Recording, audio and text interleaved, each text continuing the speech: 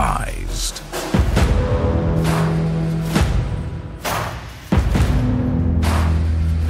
This is 10-Minute Murder.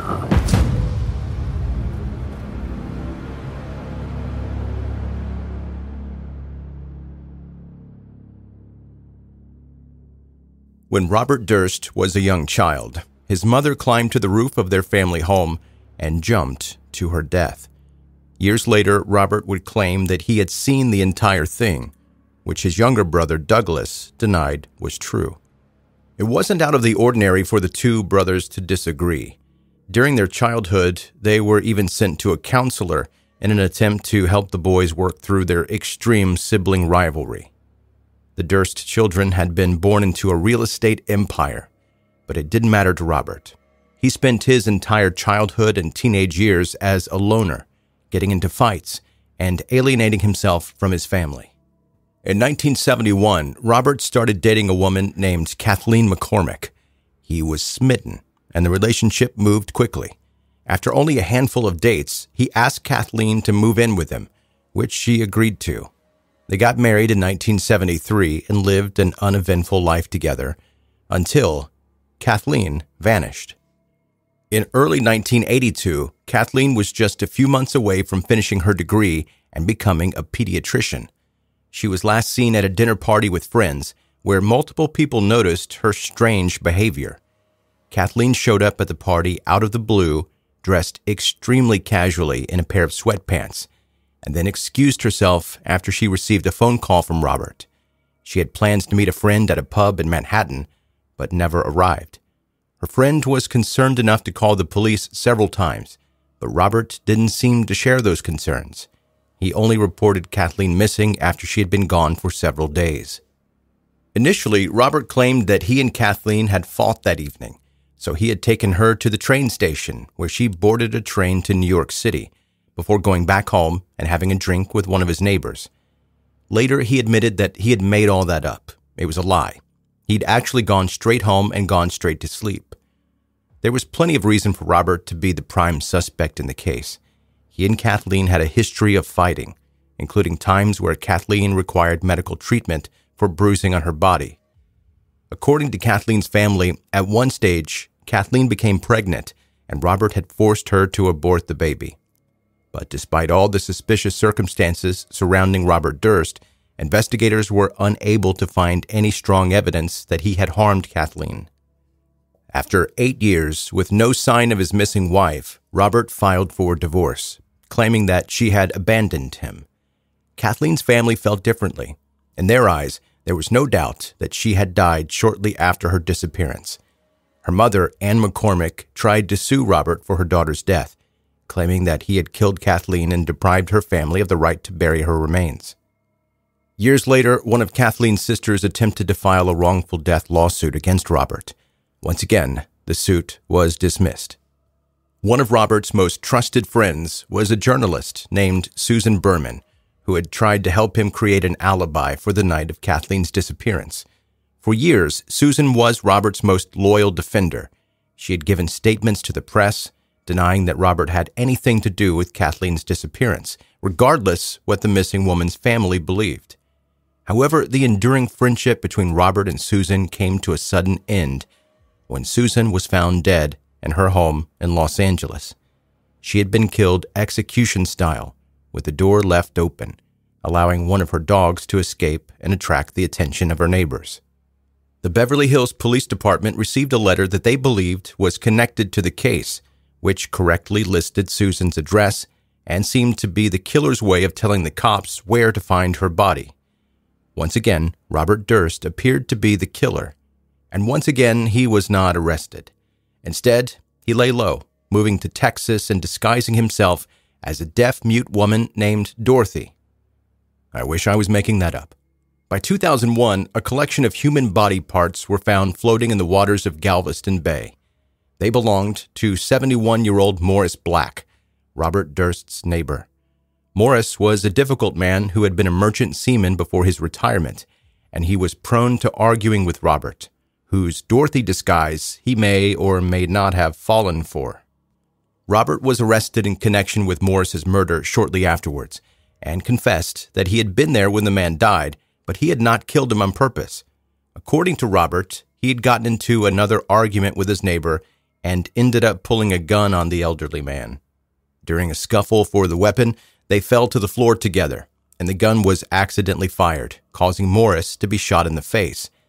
After realizing that Morris was dead, Robert dismembered his body in order to dispose of it, placing the pieces in plastic bags. He was then released on bail. Quick backtrack. He confessed to shooting a man in the face, chopping up his body, putting it in plastic bags, and he was released on bail. After that, he skipped out on his court hearings and went on the run. He was apprehended on the 30th of November after he was caught attempting to steal a chicken salad sandwich from a supermarket. But because of his claims that he had killed Morris in self-defense, he was acquitted. Several members of Robert's family ended up getting restraining orders against him, claiming that they were afraid that he would harm them. Robert continued to show up outside their homes despite those restraining orders, resulting in trespassing charges. Although he harassed the rest of the family members, his main target was his childhood rival, his younger brother, Douglas. In 2014, Robert was arrested yet again, after he unzipped his pants and peed on a shelf in a CVS drugstore in Houston. After urinating and exposing his genitals to the customers and staff, he calmly walked out of the store. He was only fined $500 for the incident, which his lawyer simply described as an unfortunate medical mishap. After the investigation into Susan Berman's death was reopened, Robert was charged with her murder. The trial was delayed for several years, while Robert was treated for esophageal cancer. Finally, in 2020, he was well enough to stand trial, just in time for the COVID-19 pandemic to delay things further. The trial began in mid-2021, more than 2 decades after Susan was killed. The prosecution argued that Robert had a clear motive for shooting Susan. She knew too much about Kathleen's disappearance. They asserted that Susan had told Robert that she would go to the authorities and tell them that he murdered Kathleen, and in a state of desperation, Robert had shot her to prevent her from talking. Robert's brother Douglas acted as a witness for the prosecution. So did Robert's trusted friend Nick Chauvin, who told the court that Robert had confessed to the murder. According to Nick, during a conversation in New York, Robert had said that he, quote, had no choice but to murder Susan, saying it was her or me. Out of the 80 witnesses who testified, the most damaging one was Robert Durst himself. In 2015, he had been the subject of an HBO series about his alleged crimes, called The Jinx, The Life and Deaths of Robert Durst. Although Robert had a history of refusing to cooperate with the media, he had warmed up to Andrew Jarecki, who directed the series. During the filming of The Jinx, Robert had taken part in more than 20 hours of interviews with Andrew. In the final one, Andrew had shown Robert 2 envelopes. One of them was a letter that Robert had sent to Susan Berman a year before her death. The other was the letter that had been sent to the LAPD, indicating where Susan's body could be found. Andrew told Robert that a handwriting expert had concluded that both letters had the same author. Although Robert still didn't admit to the killings, he was visibly shaken up. He went to the bathroom after the interview finished, forgetting that his microphone was clipped to his clothing and it had not been turned off, and he muttered to himself. His final statement was, "What the hell did I do?" Killed them all, of course.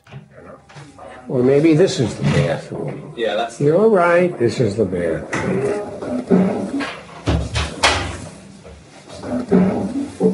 There it is.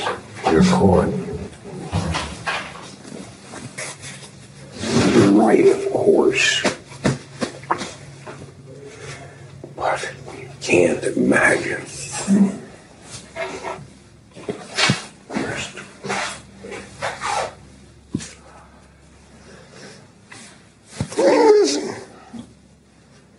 I'm having difficulty with the question.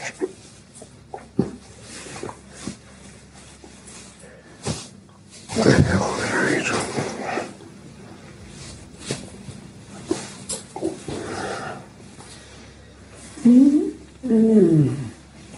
Kill them all, of course. After deliberating for almost 8 hours, the jury found Robert guilty of Susan's murder. He received a life sentence without parole, and 2 days later, a New York State police investigator filed a complaint against him. This time, the complaint accused Robert of another murder, his missing wife, Kathleen. Finally, 40 years after Kathleen vanished, her killer was charged with her murder. But Kathleen's family never received the closure they spent decades searching for. At 78 years old, Robert Durst died of natural causes. To this day, Kathleen's remains have never been found.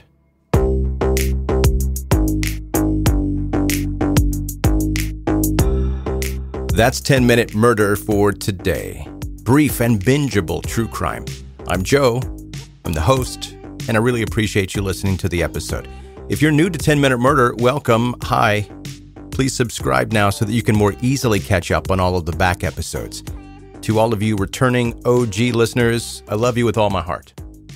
Connect with me on social media to see the pictures of what we talk about here on the podcast. It's never gross and graphic stuff, though.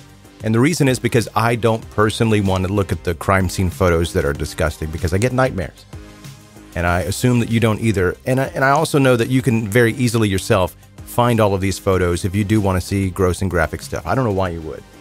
But some of you out there do like to get really, really in-depth into these episodes and do your own research on them, which is cool. I mean, that's up to you, but I don't do that and I don't post those because I like to sleep. If you've been listening to 10-Minute Murder for a while and you like the podcast, please help it by leaving a review, a positive rating and review on Apple, Spotify, or Audible, any place that is possible, because your positive feedback helps other people find the podcast.